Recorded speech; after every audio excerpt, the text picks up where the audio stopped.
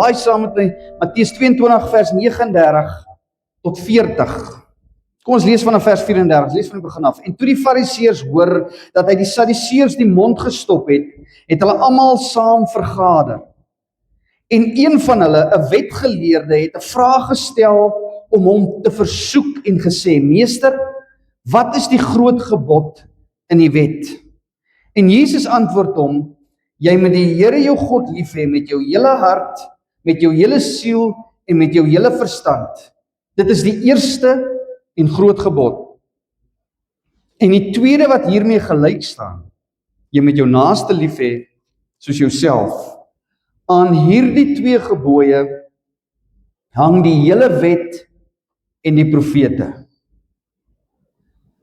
Soos ek vanmôre vir jou sou vra, wat dink jy is die belangrikste behoefte in hierdie wêreld? Wat kort hierdie wêreld? Wat kort Suid-Afrika? Wat is die grootste behoefte in Sannieshof? Wat dink jy sou die antwoorde wees? As ons nou vir verskillende mense gaan vra, wat is die behoefte vir die wêreld, die land en Sannieshof? Nou dit is 'n groot vraag, dit is 'n belangrike vraag en jy gaan verskillende antwoorde kry. En hier is van die antwoorde wat jy die meeste gaan kry is werkskepping, ekonomiese groei, basiese dienste soos water en elektrisiteit, veiligheid en sekuriteit, misdaadbekamping, en ons weet hoe lyk die misdaad, onderwys en vaardigheidsontwikkeling, behuising, infrastruktuur, dis die goed wat die wêreld soek, en ek meen, dit is nie onverantwoordelike antwoorde hierin nie, dis regtig goeie antwoorde, maar dit is nie diep genoeg nie, die antwoord is glad nie diep genoeg nie, dit is die regte vraag, maar ons kyk na dit uit ons eie menslike oë en deur ons eie wêreldsiening. Hoe sien ek die wêreld? Wat dink ek is nodig? So in kort, hierdie is goeie antwoorde, maar is die verkeerde antwoorde. Nou verlede week het ons gesien dat die Fariseërs en die Herodiane en die Sadduseërs het hulle gekom na Jesus toe en vir hom 3 vrae gevra, reg? Groot vrae. Die eerste was 'n sosio-politieke vraag. Moet ons belasting aan die keiser betaal? Die tweede een was 'n bonatuurlike vraag, dit het gegaan oor die opstanding en die lewe na die dood. En dan die derde vraag was die skriftuurlike vraag, wat is die grootste gebod? En al 3 hierdie vrae was vir Jesus gevra om hom uit te lok. Hulle wou hê hy moes goed sê wat hulle later teen hom kon gebruik. So dit is die rede hoekom hulle hom hierdie vraag gevra het. En in al 3 Jesus se antwoorde tref ons aan dat Jesus was God gesentreerd. Elke antwoord van hom het sy Vader in gedagte gehad. So God troon uit in soewereinheid bo die staat. Vraag nommer 1. God troon uit in soewereinheid bo die dood. Vraag nommer 2. En in Jesus se antwoord op die derde vraag het hy gesê, jy moet die Here jou God lief hê met jou hele hart, met jou hele siel en met jou hele verstand. So hier troon God uit bo alle ander menslike verantwoordelikhede. Ek meen, as môre moet jy gaan werk en altyd dis 'n verantwoordelikheid, jy moet vir jou huis sorg, altyd dis als verantwoordelikhede, maar om God lief te hê met jou hele hart en siel en jou hele verstand beteken dit is ons belangrikste verantwoordelikheid voor jy nog enigiets anders gedoen het. So Jesus het laasweek toe sê hy vir ou, luister net nie is hierdie die grootste gebod nie, jy begin hier. Ongehoorsaamheid aan hierdie gebod is die bron, is die oorsprong van alle sonde. As ons God nie reg lief het nie. En gehoorsaamheid aan hierdie gebod is weer eens die fondasie, is die wortel van gehoorsaamheid aan al die ander. Ek het laasweek gesê, dat 613 wette in die Bybel. Dit wat die Jode gehad het, 613 van hulle.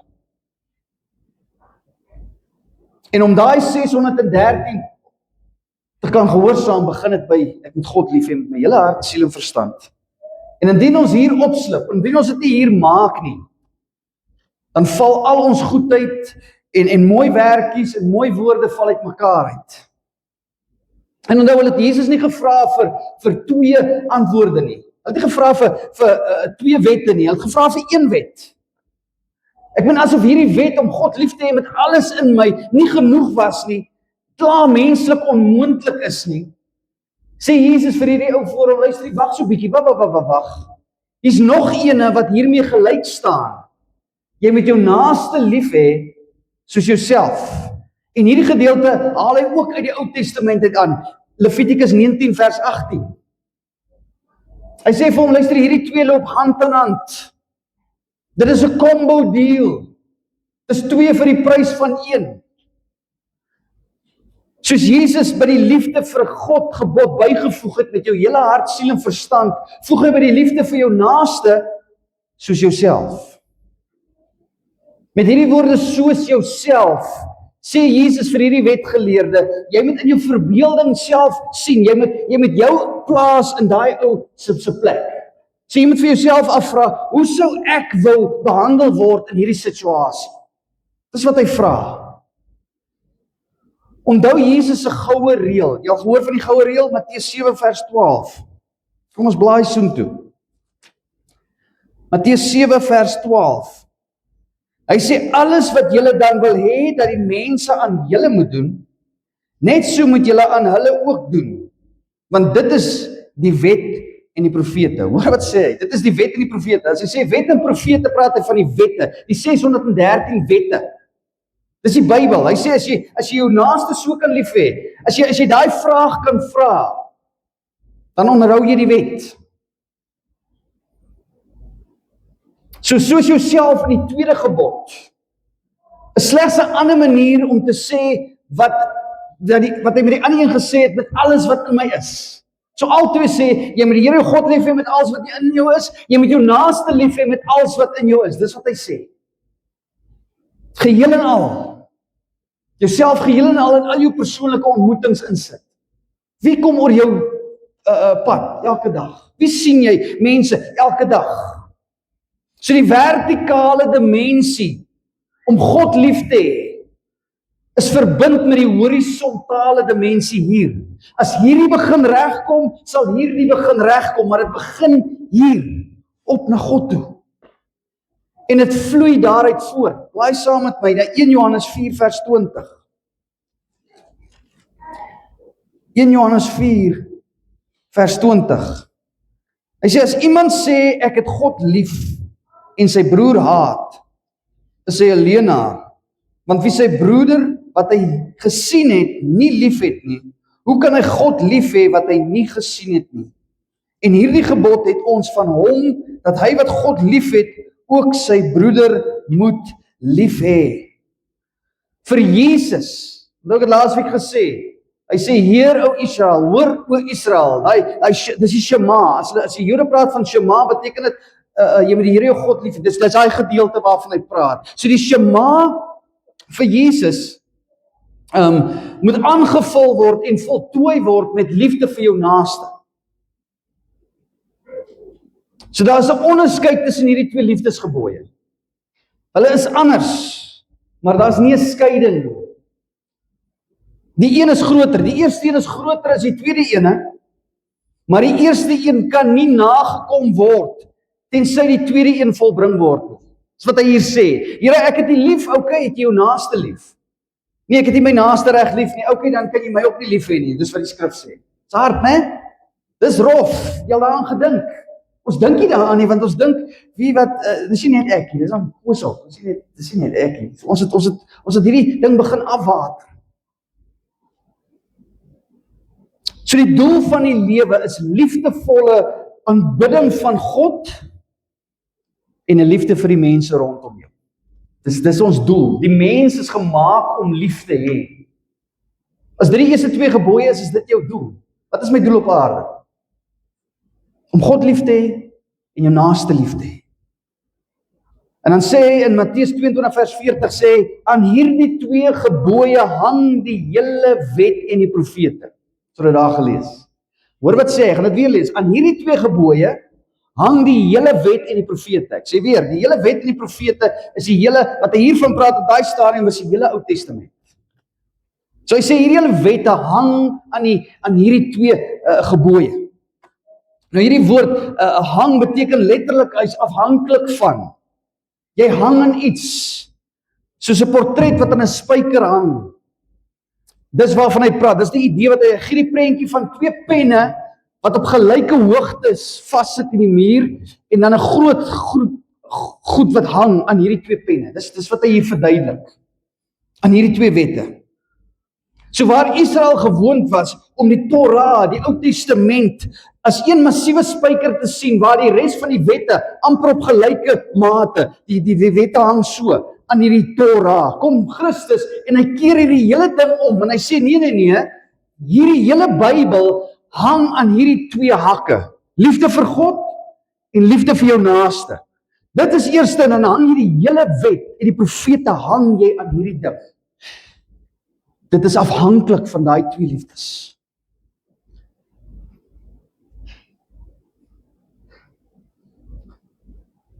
So Jesus se dubbele liefdesopdrag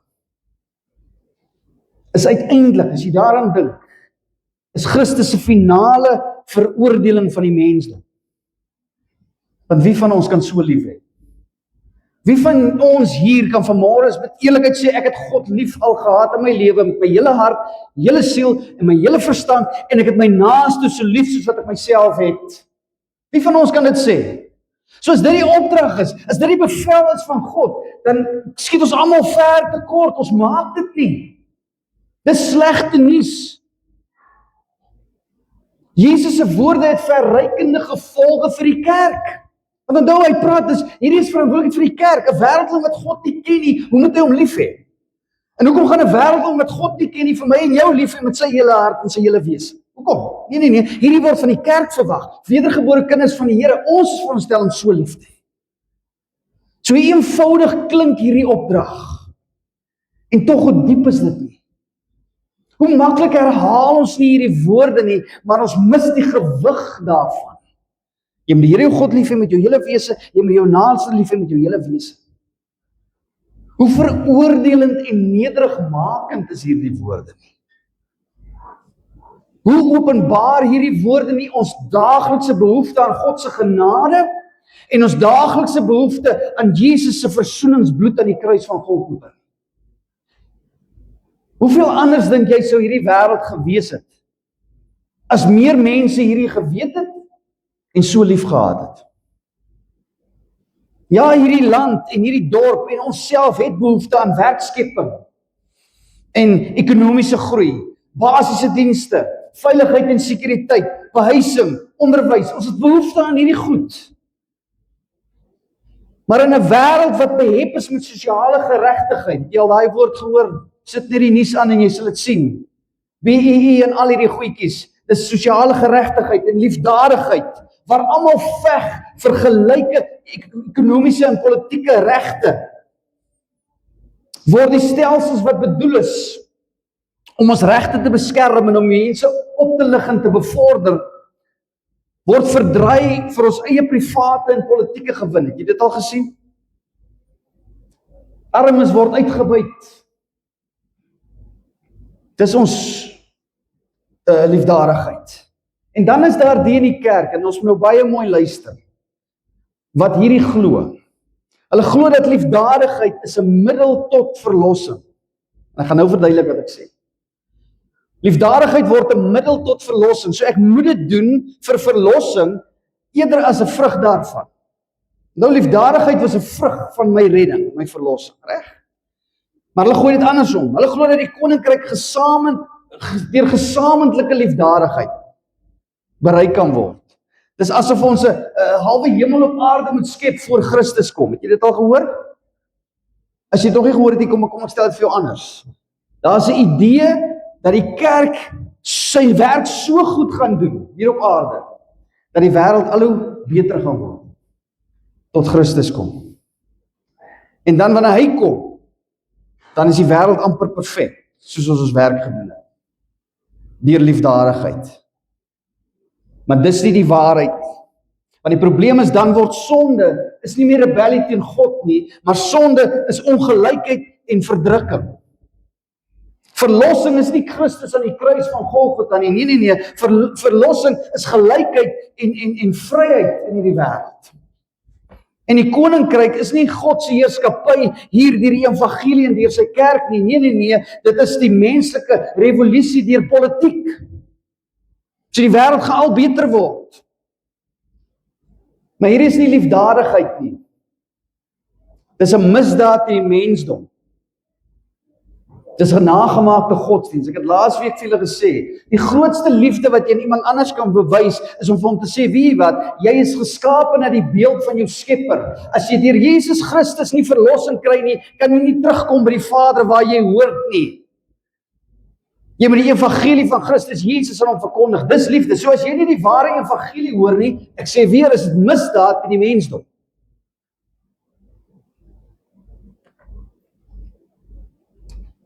Die grootste behoefte wat die wêreld het, is nie menslike rykdom en vrede en gelykheid nie.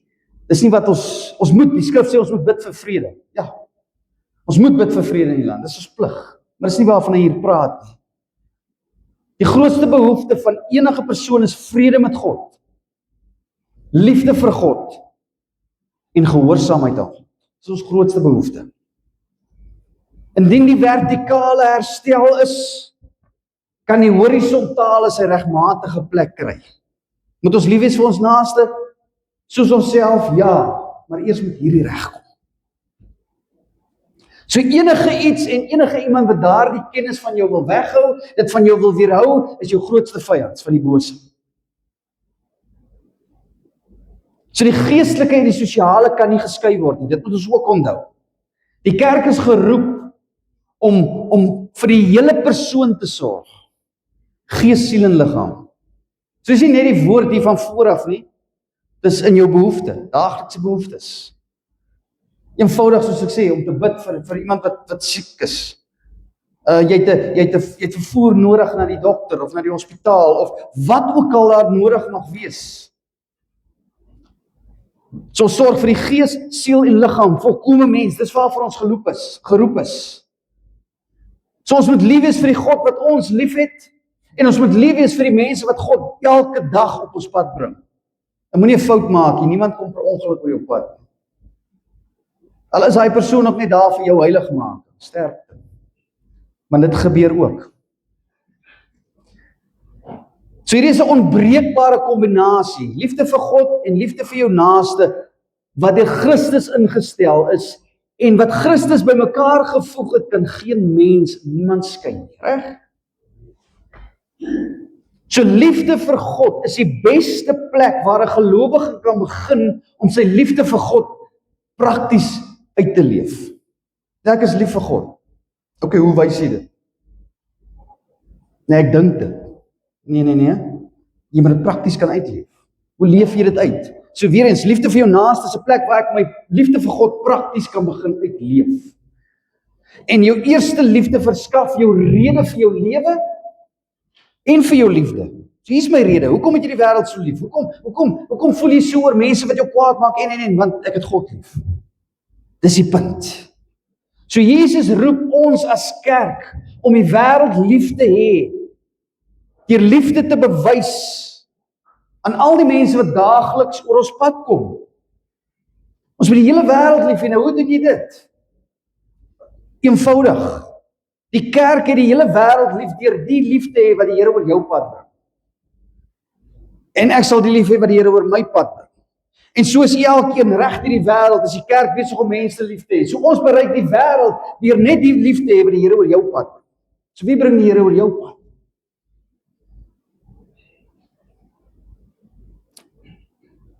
Maar sonder bonatuurlike hulp gaan ons dit nie maak nie. Sê weer vir jou, ons almal val ver te kort. So Jesus openbaar aan hierdie wetsgeleerde die grootste geheim in die ganse mensdom. Liefde vir God is die sleutel tot ware liefde teenoor die mense daar buitekant. Dit begin daar. Hy wat sy naaste lief het, sal dit haat dat om enigiets slegs teenoor hierdie ou te doen. Maar dit stop nie daar nie. Ek gaan nie net wegbly en niks slegs doen teen die mense om my nie. En nie skinder nie. Ek sal enigiets in my vermoë doen om daai ou se hartseer te help herstel, te sy behoefte te probeer voorsien. Ek doen alles in my vermoë. So dis nie 'n passiewe liefde nie. Ek wil iets doen. Dit begin weer eens by ons liefde vir God. Maar dan kom ons gewoonlik, en dis gewoonlik die eerste vraag is, okay, maar wie is my naaste? Dis heel eerste, want ek wil nou weer eens onderskeiding tref, so. Wie is my naaste? Wel, Jesus het, blaai saam na Lukas 10, want hy het die vraag gekry. Lukas 10 vanaf vers 25.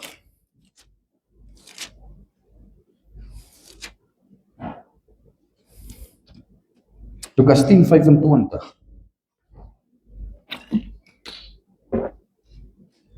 Hy sê, en daar het 'n sekere wetgeleerde opgestaan wat hom versoek het, deur te sê, meester, wat moet ek doen om die ewige lewe te beerwe? En hy antwoord hom, wat is in die wet geskrywe? Hoe lees jy? En hy antwoord en sê, jy moet die Here jou God lief hê uit jou hele hart, uit jou hele siel en uit jou hele krag en jou hele verstand en jou naaste soos jouself. Toe sê hy vir hom, jy het reg geantwoord. Doen dit en jy sal lewe. Maar hy wou homself regverdig en sê vir Jesus, en wie is my naaste? En Jesus antwoord en sê, 'n sekere man het afgegaan van Jerusalem na Jerigo en onder rowers verval. En nadat hulle hom uitgetrek en geslaan het, gaan hulle weg en laat hom half dood lê. En bygeval het 'n priester met daardie pad afgekom en toe hy hom sien, gaan hy aan die ander kant verby. En net so ook die leviet by die plek gekom en hom gesien en ander kant verby gegaan. Maar 'n sekere Samaritaan wat op reis was, het op hom afgekom en toe hy hom sien, het hy innig jammer gevoel en na hom gegaan, sy wonde verbind en olie en wyn daarop gegooi en hy het hom toe op sy eie pakdier gehelp en hom na die herberg geneem en vir hom gesorg. En toe hy die volgende môre weggaan, haal hy 2 pennings uit en gee dit aan die eienaar van die herberg en sê vir hom, sorg vir hom en enige onkoste wat jy nog meer mag hê, sal ek jou betaal as ek terugkom. Wie dan van hierdie 3 dink jy was die naaste van hom wat onder die rowers verval het? En hy antwoord, hy wat barmhartigheid aan hom bewys het. Toe sê Jesus vir hom, gaan en doen jy net so. So Jesus antwoord met hierdie storie van die Samaritaan. Wie is my naaste? Hier is die priester en die leviet, en ek ben hierdie priester en leviet die wette geken, reg? Hulle ken die wet, hulle ken al 613. Maar hulle sien hierdie man wat hier af is, hulle weet nie eens of het hulle eie mense is nie. Hier is hy stikkel geslaan, kaal uitgetrek, daar lê hy bebloed, en ons help hom nie, hulle stap verby, die priester loop verby, die leviet loop verby, want dit is ongemaklik, ek wil nie meer betrokke raak hier nie, en hier kom hierdie Samaritaan, en as jy enigiets weet van die Samaritane, sal jy weet, hulle was verafskied deur die Jode. En hier kom hierdie Samaritaan, en hy voel innig jammer vir hom, begin hier binne, by 'n hart, begin by sy hart. En dit kos hom 'n prys. Hy sien die man lê daar, hy help hom, en hy betaal, en hy gaan weg, en hy sê, luister, as hierdie ou nog meer nodig gaan hê, ek sê jou betaal as ek terugkom. Dit gaan nie oor wie verdien my liefde. Dit gaan oor wie se naaste kan ek wees vandag. Dis eintlik wat hy sê. Wie se naaste gaan jy wees vandag? Om God lief te hê, soos ek net nou gesê het, is om mense lief te hê wat God oor jou pad bring elke dag. Ongeag jou agtergrond, ongeag die ras, ongeag die ongemak wat dit jou mag bring. So Jesus sê hier vir hierdie man, jy moet nie net reg glo nie, want die leviet en die priester het reg geglo, maar jy moet reg ook doen. Ja, jy weet wat reg is en jy doen nie wat reg is. So weer eens, liefde vir my naaste gee ruimte om uitdrukking te gee aan my eerlike liefde vir God. En liefde vir God, en hier is die belangrike ding, gee die liefde vir my naaste brandstof en warmte en hulpbronne en motivering wat dit elke dag nodig het. Want ek sê weer, dis nie maklik om dit te doen nie. Dis nie menslik om dit te doen nie, hier in ons gevalle omstandighede nie. So hoe kry ek hierdie liefde vir my naaste? En dis nie 'n natuurlike gevoel nie. Ons is selfsugtig en ons is haatlik gebore en ons haat mekaar. Klink dit hard? Blaai saam met my na Titus 3. Vanaf vers 3. Titus 3. Vanaf vers 3, hy sê, Want ons was ook vroeër onverstandig, ongehoorsaam, op 'n dwaalweg, verslaaf aan allerlei begeerlikhede en singenot. Ons het in boosheid en afguns gelewe, ons was haatlik en het mekaar gehaat. So daar is hierdie Fariseërs en die Sadduseërs en die Herodiane en hulle haat mekaar, hierdie drie groepe. Want hulle stem nie ooreen oor die woord nie, hulle verskil. En hierdie drie groepe haat Jesus en in dieselfde proses haat hulle God, want die skrif sê, as jy Jesus haat, haat jy God. As jy Jesus nie het, het jy nie God die Vader nie. So hier is hierdie hele haatkwessie, hier terwyl hierdie man voor Jesus staan. So wat moet ons doen? Hoe kry ons hierdie ding reg as ons aan haatlik gebore is, ons haat mekaar? Wat moet ons doen? Nou as Matteus hier geëindig het by hierdie drie vrae, dan was die wêreld verdoem. As hy hier gestop het by die drie vrae wat vir Jesus gevra het, was ons verdoem. Nie ek en jy kan dit doen nie een van ons nie. Tot hiertoe was Jesus die een wat ondervra is. Hulle het hom gepeper met die vrae en Jesus het mooi geantwoord. En in die vrae wat hulle gevra het, gaan oor gedrag. En skielik draai Jesus dit om en hy vra nou 'n vraag. En hier is die belangrikste vraag in hierdie hele wêreld. En hierdie vraag gaan oor die mense se geloof. So die antwoord op hierdie vraag gee vir jou die lens waardeur jy moet kyk om die res van die Bybel te verstaan. Hierdie antwoord op hierdie vraag gee vir jou die bril om die Bybel reg te verstaan. Om werklik lief te hê. Matteus 22. Dis net na ons gedeelte van vanoggend. Matteus 22 vers 41. Jy sal sien hy eindig by 40 waar hy sê, aan hierdie twee gebooie hang die hele wet en die profete, vers 41, en toe die Fariseërs saamgekom het, vra Jesus vir hulle en sê, wat dink julle van die Christus? Wie se seun is hy? En hulle antwoord hom, Dawid se. En hy sê vir hulle, hoe is dit dan dat Dawid hom in die gees Here noem, as hy sê, die Here het tot my Here gespreek, sit aan my regterhand totdat ek u vyand gemaak het, 'n voetbank van die voete. As Dawid hom dan Here noem, hoe is sy seun? Hoe is hy sy seun? En niemand kon hom 'n woord antwoord nie. Ook het geen een van daardie dag af dit meer gewaag om hom vrae te stel nie.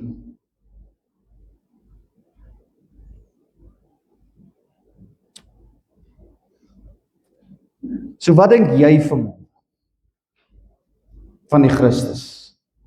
Wie se seun dink jy is hy? Dis die vraag wat hy hierdie manne vra. Hulle was besorg oor die wet en ek meen dis reg. Hulle is besorg oor die wet want ons moet besorg wees oor die wet, maar Jesus kom meer tereg en hy verkondig eintlik die evangelie hier. Dis die begin van die evangelie. Tegnies gesproke staan hierdie vraag, wie is Christus, by elkeen van die vorige drie vrae. Dis die antwoord, wie is Christus? Maar hier op hierdie stadium het Jesus nog nie gevra, wat dink julle van my nie? Dis nie wat hy hier gevra het nie, want nou die kruis was nog op pad. Paar dae hier vandaan, 3 tot 4 dae hier vandaan sou Jesus gekruisig word. So wat hy vra is eintlik, wat dink julle, wat se tipe mens gaan die Christus wees? Dis eintlik wat hy vra. Wie se pa is hy? Of wie is sy pa? Wie se seun is hy? Nou het jy al gesien, as mense weet, luister, jy's van die Erasmus, ook van wat sê Erasmus is jy? Julle het dit al gehoor. Wie is jou pa? Hoekom wil mense dit weet? Want gewoonlik as hulle weet wie is jou pa, en hulle ken jou pa, dan weet hulle min of meer wat sy huis uit jy kom. Hulle ken jou broers en jou susters, so nou kan hulle al 'n bepaling maak, jong, hierdie ou, Jesus. So wat Jesus eintlik vra is, wat dink julle van die Christus, wat se tipe mens gaan hy wees, wie is sy pa? Dis eintlik wat hy vra. Hy's besig om die weg voor te berei vir die evangelie wat kom. Dis die belangrikste vraag.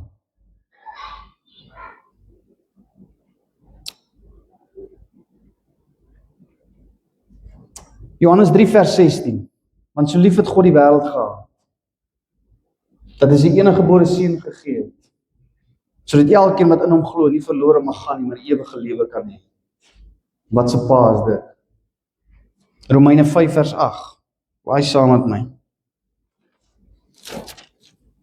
Romeine 5 vers 8.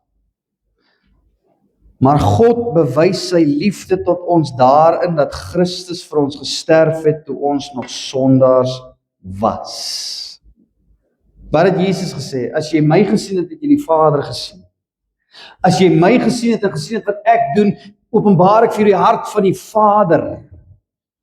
So hier val die appel nie ver van die boom af nie. Dis aartjie na die vaartjie. Dis wat Jesus hier sê. Ek is gestuur deur my Vader. Ek is hier om verlossing te bring. In liefde is ek hier.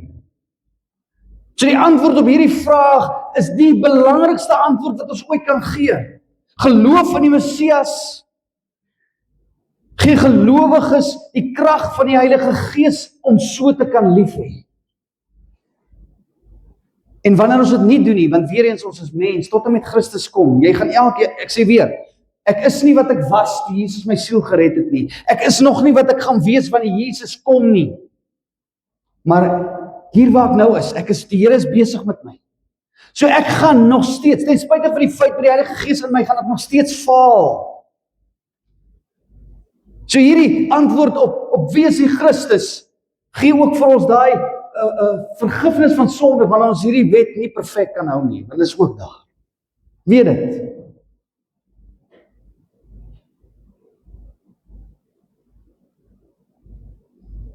En as jy sien, niemand het hom verder geantwoord nie, niemand kon hom antwoord.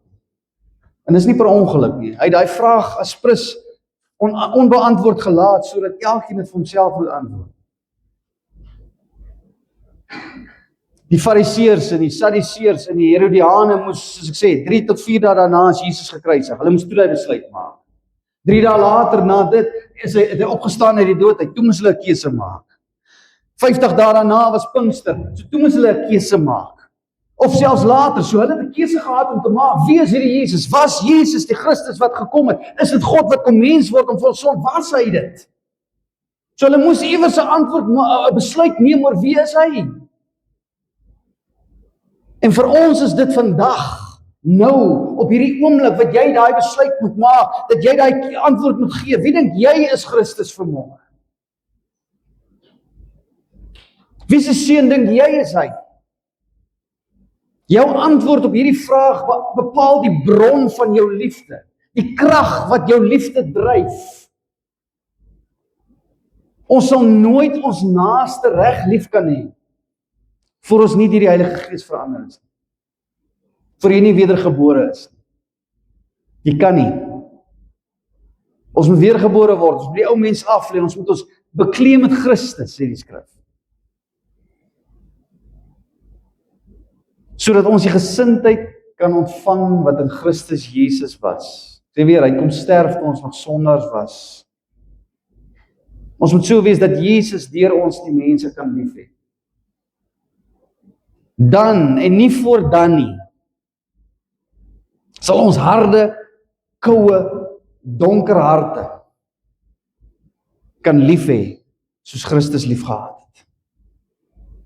Galasiërs 5 vers 22 sê, die vrug van die Gees is liefde, blydskap, vrede, lankmoedigheid, vriendelikheid, goedheid, getrouheid, sagmoedigheid en selfbeheersing. En as jy jou naaste so kan lief hê, sê die skrif, dan het jy die wet vervul. Ek het net vir jou gelees, lees dit weer vir jou, Romeine 13, net in 'n ander skrif. Laai saam met my, Romeine 13, vers 8 tot 10.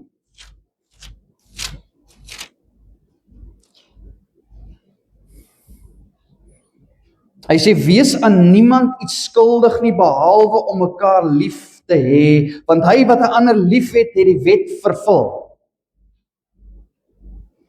Want dit, jy mag nie egbreek nie, jy mag nie doodslaan nie, jy mag nie steel nie, jy mag geen valse getuienis gee nie, jy mag nie begeer nie, en watter ander gebod ook al, word in hierdie woord saamgevat, jy moet jou naaste lief hê soos jouself.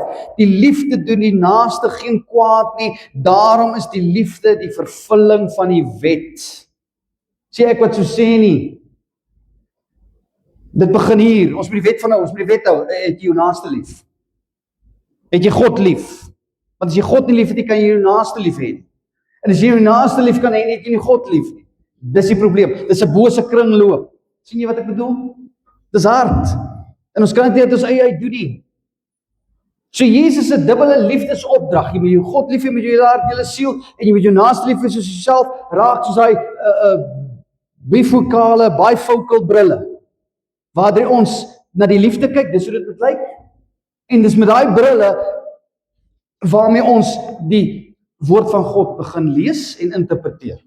Nou, ek het vir jou gesê, die hele wet, die hele Bybel hang aan hierdie twee wette. Die hele Bybel hang daaraan.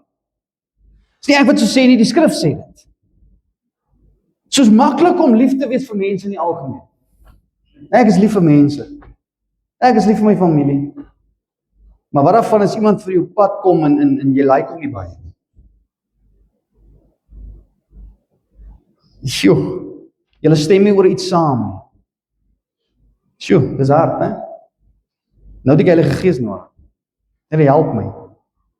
Dis net ek wil nie, ek wil. Maar Here, U weet wat in my hart aangaan. Help my. Help met hierdie goed. Verstaan wat ek bedoel? So ons moet mense lief hê soos hulle is. Want in God se koninkryk, volgens hierdie woord, word ons geloof nie gemeet aan hoe ken ek die Bybel nie? Wat is my ideologie en my ideale nie? Nee. Maar in hoe getrou en hoe opreg het ek my naaste lief, wat die Here oor my pad bring elke dag. So jou vraag is nie meer wie is my naaste nie, maar hoe gaan ek optree om 'n naaste te wees vir die mense wat die Here oor my pad bring? Dis jou vraag.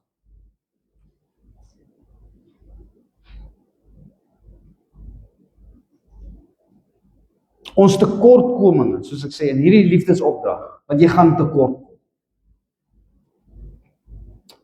Maak ons dankbaar dat daar die evangelie van Christus Jesus is. Want ek sê weer, ons is nie perfek nie. Daar is 'n evangelie wat sê, dat God se liefde vir ons is groter en belangriker as ons liefde vir hom. Dink jy dis reg? So die grootste gebod is om God lief te hê met ons hele hart, siel en verstand en ons naaste soos onsself. Dis die grootste gebod.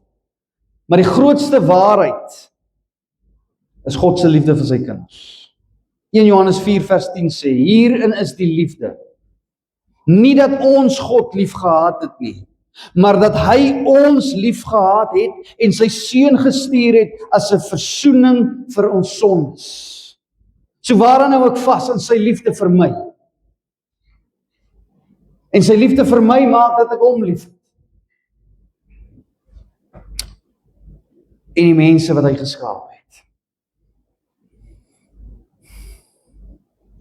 Hierdie ervaring van God se liefde, het jy dit al beleef? Hierdie ervaring van God se liefde maak jou vry, nie net om jou naaste lief te hê nie, om 'n naaste vir jou medemens te wees nie, maar dit maak jou vry, dit breek die bande los om jou vyand lief te hê. Sjoe, nou gaan ek nog dieper. Nico, stop nou. Matteus 5 vers 43.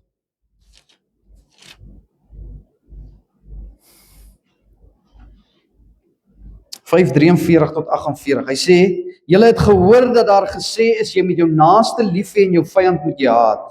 Maar ek sê, dis Jesus, ek sê vir julle, julle moet julle vyande lief hê, seën die wat julle vervloek, doen goed aan die wat vir julle haat, en bid vir die wat julle beledig en julle vervolg, sodat julle kinders kan word van julle Vader wat in die hemele is.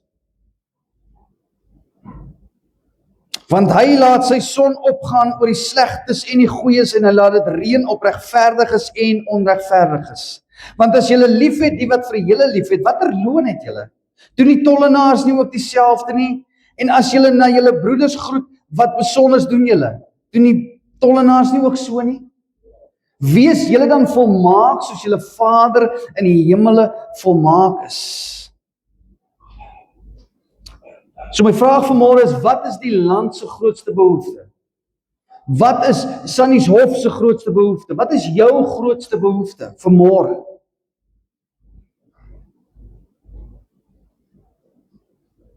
Dis ware aanbidding van God en liefde vir die mense wat God op jou pad bring. Dis wat hierdie wêreld nodig het, is liefde. Dis twee kante van dieselfde muntstuk. En jy kan nie die ene hê sonder die ander. Dis net so. 1 Johannes 4 vers 20.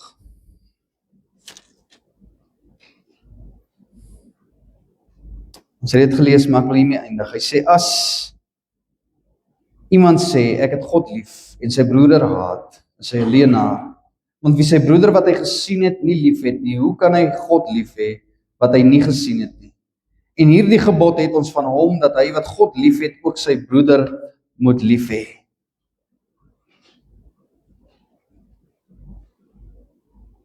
So hier is die vraag, wie sê die Here oor jou pad, wat jy moet lief hê? Wie is daar wat jy moet aanraak met jou liefde? Onthou, daar is iets, jy is nie per ongeluk daar op jou pad gesit nie, al is dit 'n gebed. Dalk weet die ou nie, as jy bid vir hom, jy tree in, jy sien hy gaan deur 'n swaar tyd, jy tree in vir hom. Jy's daai wagter op die muur.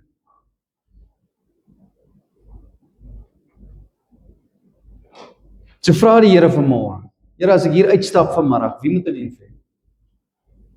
Môreoggend as jy opstaan en jy is op pad werk, jy is op pad skool toe, Here, wie moet ek lief hê vandag? Wys vir my hoe. En dan, hier is die belangrikste ding, Heilige Gees, help my om so te lewe. Want jy gaan dit nie op jou eie kan doen nie. Jy het die krag van die Heilige Gees nodig. Dis hoekom Jesus gekom het.